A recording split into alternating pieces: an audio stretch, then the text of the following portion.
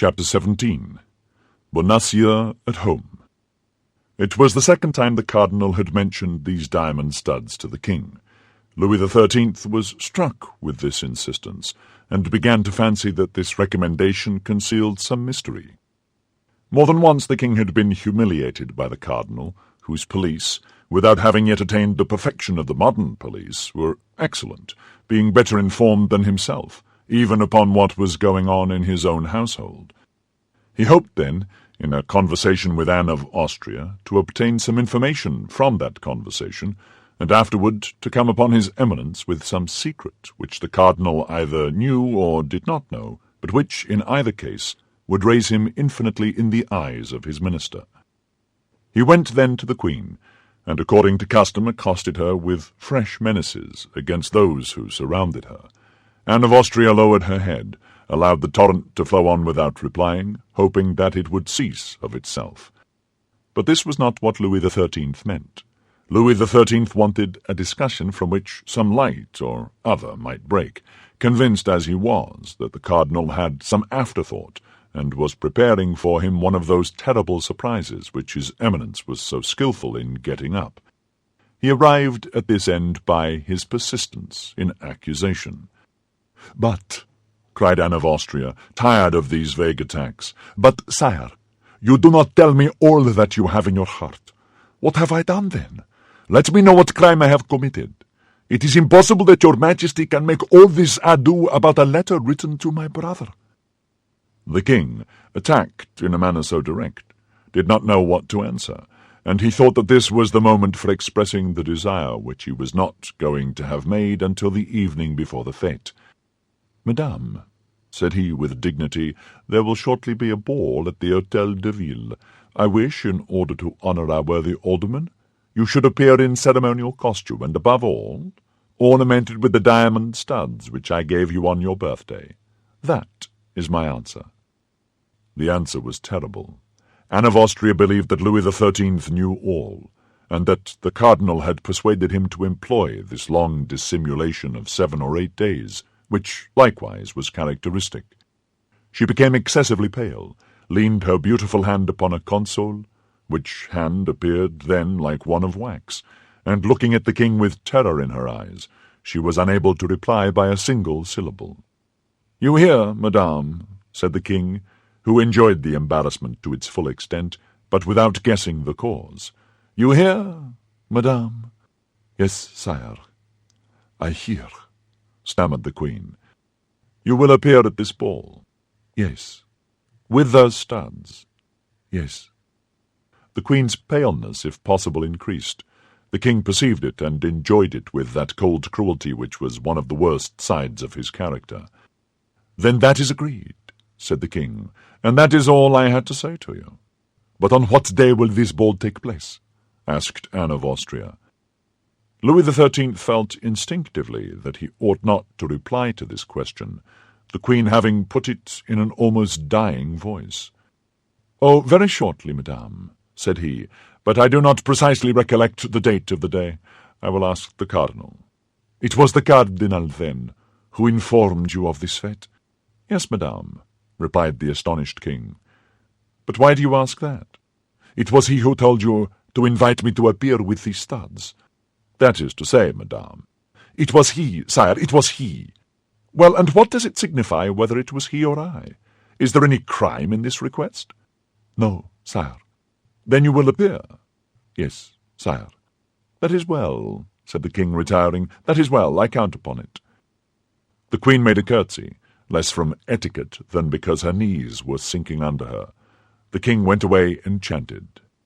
"I am lost," murmured the queen, "lost, for the cardinal knows all, and it is he who urges on the king, who as yet knows nothing, but will soon know everything. I am lost. My God, my God, my God!" She knelt upon a cushion and prayed, with her head buried between her palpitating arms. In fact, her position was terrible. Buckingham had returned to London. Madame Chevreuse was at Tours. More closely watched than ever, the queen felt certain, without knowing how to tell which, that one of her women had betrayed her. La Porte could not leave the Louvre. She had not a soul in the world in whom she could confide. Thus, while contemplating the misfortune which threatened her, and the abandonment in which she was left, she broke out into sobs and tears. "Can I be of service to your Majesty?" said all at once a voice full of sweetness and pity. The Queen turned sharply round, for there could be no deception in the expression of that voice. It was a friend who spoke thus. In fact, at one of the doors which opened into the Queen's apartment appeared the pretty Madame Bonacieux.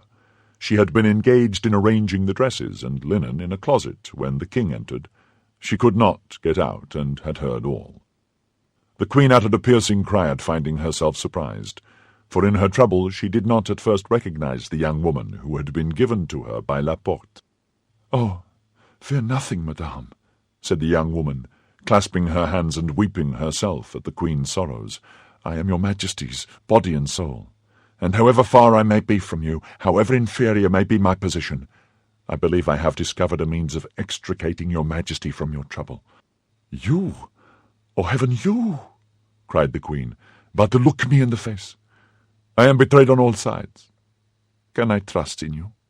"Oh, madame," cried the young woman, falling on her knees, "upon my soul, I am ready to die for your Majesty."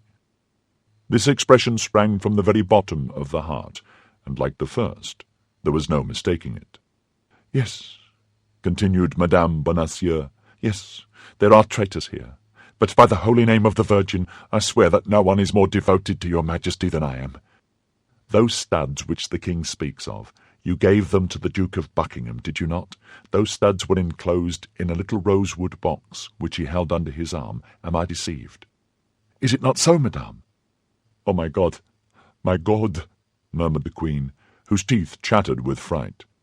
"Well, those studs," continued Madame Bonacieux, "we must have them back again." "Yes, without doubt. It is necessary," cried the Queen. "But how am I to act? How can it be effected?" "Someone must be sent to the Duke." "But who? In whom can I trust?" "Place confidence in me, madame. Do me that honour, my Queen, and I will find a messenger." "But I must write." "Oh, yes, that is indispensable. 2 words from the hand of your Majesty and your private seal." "But these 2 words would bring about my condemnation, divorce, exile." "Yes, if they fell into infamous hands. But I will answer for these 2 words being delivered to their address." "Oh, my God! I must then place my life, my honour, my reputation in your hands?" Yes, madame, you must, and I will save them all." "But how? Tell me at least the means." "My husband had been at liberty these 2 or 3 days. I have not yet had time to see him again. He is a worthy, honest man who entertains neither love nor hatred for anybody. He will do anything I wish. He will set out upon receiving an order from me without knowing what he carries, and he will carry your Majesty's letter, without even knowing it is from your Majesty, to the address which is on it."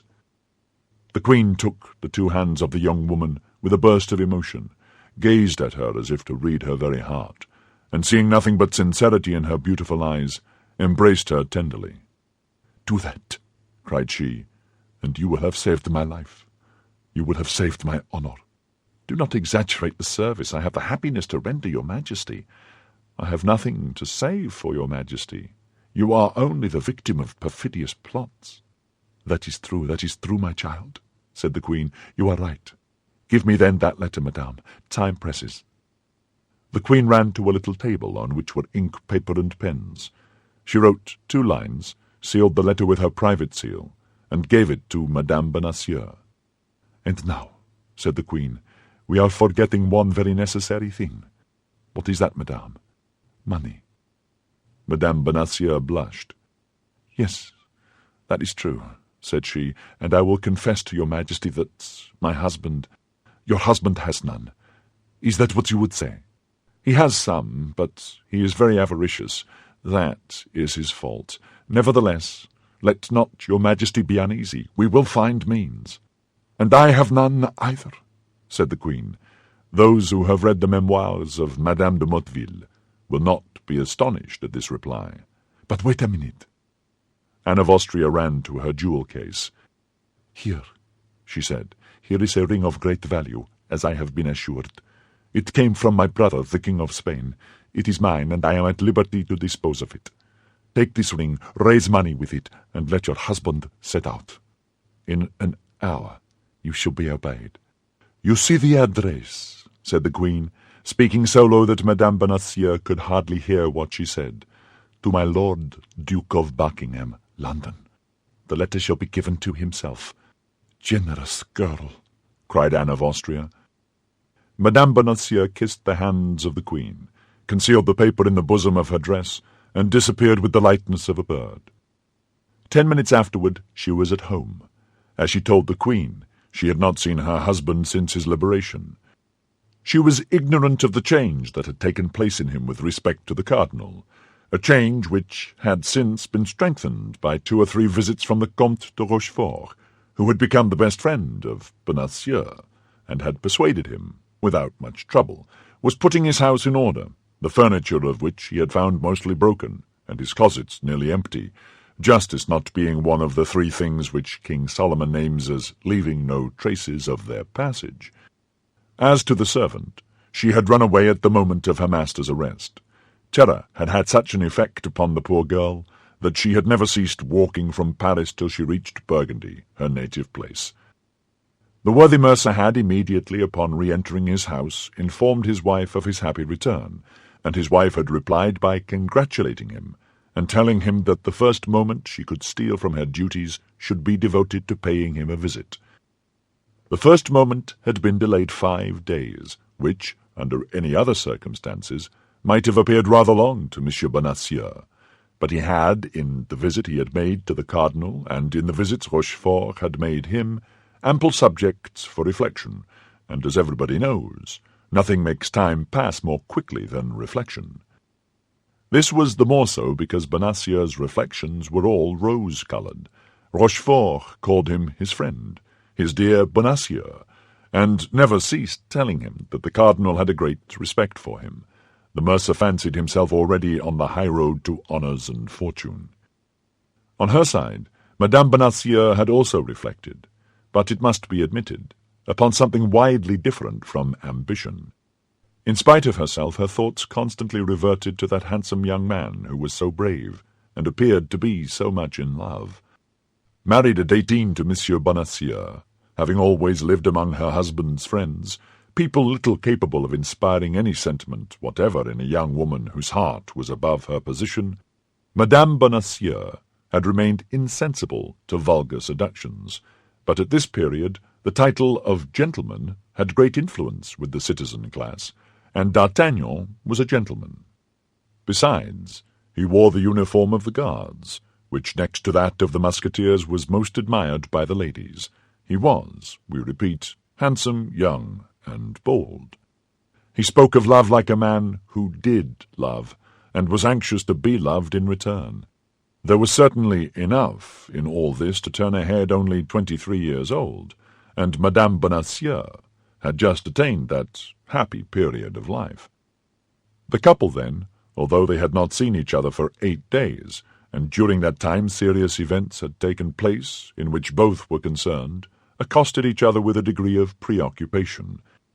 Nevertheless, Bonacieux manifested real joy, and advanced toward his wife with open arms. Madame Bonacieux presented her cheek to him. "Let us talk a little," said she. "How?" said Bonacieux, astonished. "Yes, I have something of the highest importance to tell you." "True," said he, "and I have some questions sufficiently serious to put to you. Describe to me your abduction, I pray you." "Oh, that's of no consequence just now," said Madame Bonacieux. "And what does it concern, then?" "My captivity. I heard of it the day it happened, but as you were not guilty of any crime, as you were not guilty of any intrigue, as you, in short, knew nothing that could compromise yourself or anybody else, I attached no more importance to that event than it merited." "You speak very much at your ease, madame," said Bonacieux, hurt at the little interest his wife showed in him. "Do you know that I was plunged during a day and night in a dungeon of the Bastille?" "Oh, a day and a night soon pass away. Let us return to the object that brings me here." "What? That which brings you home to me?" Is it not the desire of seeing a husband again, from whom you have been separated for a week?" asked the mercer, piqued to the quick. "Yes, that first, and other things afterward." "Speak. It is a thing of the highest interest, and upon which our future fortune perhaps depends." "The complexion of our fortune has changed very much since I saw you, Madame Bonacieux, and I should not be astonished if in the course of a few months it were to excite the envy of many folks." "Yes, particularly if you follow the instructions I am about to give you." "Me?" "Yes, you. There is good and holy action to be performed, monsieur, and much money to be gained at the same time." Madame Bonacieux knew that in talking of money to her husband, she took him on his weak side. But a man, were he even a mercer, when he had talked for 10 minutes with Cardinal Richelieu, is no longer the same man.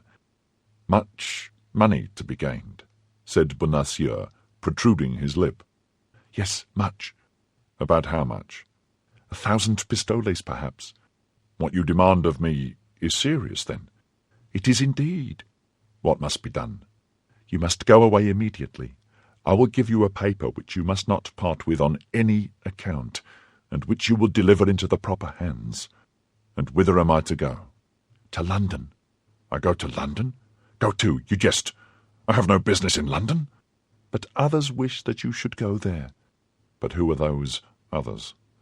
"I warn you that I will never again work in the dark, and that I will know not only to what I expose myself, but for whom I expose myself." "An illustrious person sends you. An illustrious person awaits you. The recompense will exceed your expectations. That is all I promise you." "More intrigues, nothing but intrigues. Thank you, madame, I am aware of them now. Monsieur Cardinal has enlightened me on that head." "The Cardinal?" cried Madame Bonacieux. "Have you seen the Cardinal?" "He sent for me," answered the mercer proudly. "And you responded to his bidding, you imprudent man?" "Well, I can't say I had much choice of going or not going, for I was taken to him between 2 guards. It is true also that, as I did not then know his eminence, if I had been able to dispense with the visit, I should have been enchanted." "He ill-treated you, then? He threatened you?" "He gave me his hand and called me his friend." "His friend! Do you hear that, madame? I am the friend of the great Cardinal." "Of the great Cardinal?" "Perhaps you would contest his right to that title, madame?"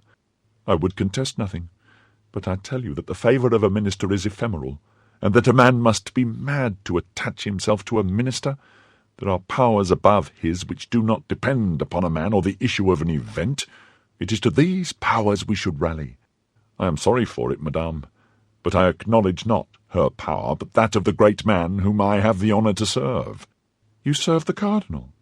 "Yes, madame, and as his servant I will not allow you to be concerned in plots against the safety of the state, or to serve the intrigues of a woman who is not French, and who has a Spanish heart. Fortunately, we have the great Cardinal.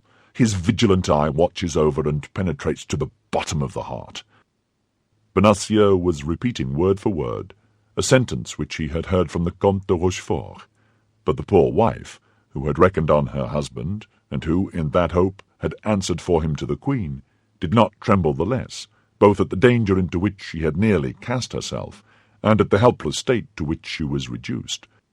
Nevertheless, knowing the weakness of her husband, and more particularly his cupidity, she did not despair of bringing him round to her purpose. "Are you a cardinalist, then, monsieur? Are you?" cried she. "And you serve the party of those who maltreat your wife and insult your queen?" "Private interests are as nothing before the interests of all. I am for those who save the state," said Bonacieux emphatically. "And what do you know about the state you talk of?" said Madame Bonacieux, shrugging her shoulders. "Be satisfied with being a plain, straightforward citizen, and turn to that side which offers the most advantages." "Hey!" said Bonacieux, slapping a plump round bag which returned a sound of money. "What do you think of this, Madame Preacher?" "Whence comes that money?" "You do not guess." "From the Cardinal." "From him, and from my friend the Comte de Rochefort." "The Comte de Rochefort? Why, it was he who carried me off." "That may be, madame, And you received silver from that man? Have you not said that abduction was entirely political? Yes, but that abduction had for its object the betrayal of my mistress, to draw from me by torture confessions that might compromise the honour and perhaps the life of my august mistress. Madame, replied Bonacieux, your august mistress is a perfidious Spaniard, and what the cardinal does is well done. Monsieur, said the young woman, I know you to be cowardly, avaricious, and foolish, but I never till now believed you infamous. Madame, said Bonacieux, who had never seen his wife in a passion, and who recoiled before this conjugal anger. Madame, what do you say? I say you are a miserable creature, continued Madame Bonacieux, who saw she was regaining some little influence over her husband. You meddle with politics, do you? And still more with cardinalist politics. Why, you sell yourself body and soul to the demon, the devil, for money. No, to the cardinal. It's the same thing, cried the young woman, who calls Richelieu, calls Satan. Hold your tongue, madame. You may be overheard. Yes, you are right. I should be ashamed for anyone to know your baseness. But what do you require of me, then? Let us see. I have told you. You must depart instantly, monsieur. You must accomplish loyally the commission with which I deign to charge you, and on that condition I pardon everything. I forget everything, and what is more—" and she held out her hand to him, "I restore my love." Bonacieux was cowardly and avaricious, but he loved his wife. He was softened. A man of 50 cannot long bear malice with a wife of 23. Madame Bonacieux saw that he hesitated. "Come, have you decided?" said she. "But, my dear love, reflect a little upon what you require of me. London is far from Paris, very far, and perhaps the commission with which you charge me is not without dangers. What matters it if you avoid them?" "Hold, Madame Bonacieux," said the mercer. "Hold! I positively refuse. Intrigues terrify me. I have seen the Bastille. That's a frightful place, that Bastille. Only to think of it makes my flesh crawl. They threatened me with torture. Do you know what torture is? Wooden points that they stick in between your legs till your bones stick out. No, positively I will not go. And morbleu, why do you not go yourself? For in truth I think I have hitherto been deceived in you. I really believe you are a man, and a violent one too. And you are a woman, a miserable woman, stupid and brutal. You are afraid, are you?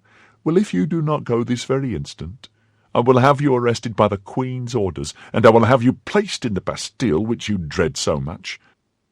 Bonacieux fell into a profound reflection.